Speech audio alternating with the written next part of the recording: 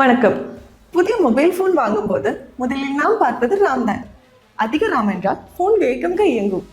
ஒரே நேரத்தில் பல ஆப்ஸை கையாள முடியும். கேம்கள் தடையின்றி சீராக இயங்கும். RAM குறைவாக இருந்தால் போன் மெதுவாகிவிடும். ஆப்ஸ்களுக்கு இடையில் மாற நேரம் எடுக்கும். மேலும் போன் செயலிழக்க கூடும்.